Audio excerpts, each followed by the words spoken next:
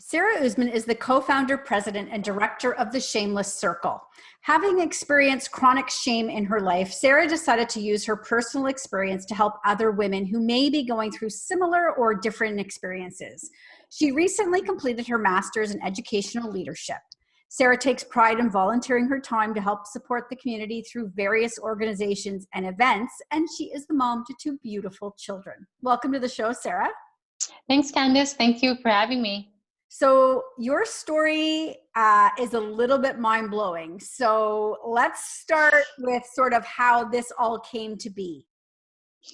Sure. So the Shameless Circle is a nonprofit organization, and I founded the Shameless Circle after a personal incident. I had been separated from my ex-husband for about 2 years, and we were like, I have my kids full time, and we were living in this house. And one Friday afternoon, I come from work, I go in my room, I'm changing my clothes, and I find this strange electrical outlet in my bedroom wall. And I'm thinking to myself, I haven't seen this thing before.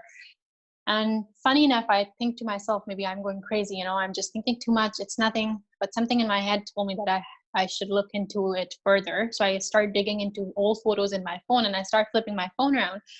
And sure enough, I find a photo of the same wall, and that thing is not there. So at that moment, did your heart just drop? It did. I actually thought maybe it's a bomb, like someone has planted a bomb. So I just told I was actually going out with my friends to celebrate my birthday. It was my 30th birthday. And I told one of my friends to take my kids to their home. And I took my car and I parked at a co-op just across my house, waited for the police to come. It took some time for them to come in, but by the time they came, they went into the house. And they found that there was a camera inside that electrical socket, and someone had literally dig a hole and dug the stucco in and out of my house and placed that thing inside. And when they examined it more, there was a wire dangling outside my garage, and there was a USB stick. So someone was going in and out of my house, changing USBs apparently. And when they searched the house more, they found one more camera in my living room, and they moved the china cabinet, and the drywall was cut, and the entire system was linked to my Wi-Fi in my home, and the entire system was inside the house, like behind a wall. It's such a violation. It's hard to wrap your head around that level of privacy invasion, for starters. Absolutely. I just felt I just fell on the ground, and I was like, I just couldn't function anymore. I said, maybe my life is done. Like, I'm just going to die today. I just couldn't do anything. Anyways, that was sort of part A of the whole horror show. Next morning, I get a call from the major crimes unit officer, and he starts telling me that it's just going to take a little while to get things getting started, the investigation started. He just asked me to be patient. He understands what has happened, blah, blah. So I said, okay. I hadn't slept the whole entire night. So I went to bed at my friend's place. And as I'm lying down I get a call from my mother in Pakistan. And she tells me, she's completely frantic, like she's lost her mind. And she tells me that my ex-sister-in-law is on the other line. And she's telling me that you need to tell your daughter that if she doesn't go to the police and tell them that the cameras were a prank, we're going to release intimate images and videos of her having sex on social media, on Facebook, and we're going to send it to all the men in your community, and you're never going to be able to show your face to other people. And I was like, okay, Mom, I've got to call you back. So I called the police officer again, and I said, this has happened. And I'm so thankful that he asked me to come down to the police station immediately for a statement. And by the time I went to the police station, they had matched the fingerprints that were found on a tape inside the camera to my ex-husband's fingerprints. And my ex-husband had already had fingerprints in the system due to prior issues. So yeah, that was the horrifying story. That is horrifying, and I can't imagine the trauma of dealing with that. And then you had to go to court. Yes, and then I had to go to court, testify, and my ex-husband pleaded guilty for this. He was sentenced. And then in the meantime,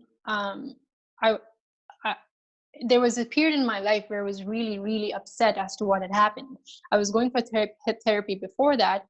And then when this happened, I just stopped functioning. I just wanted to stay under a table or inside my closet. I just couldn't come out of my house. How would I face people anymore? I had no idea.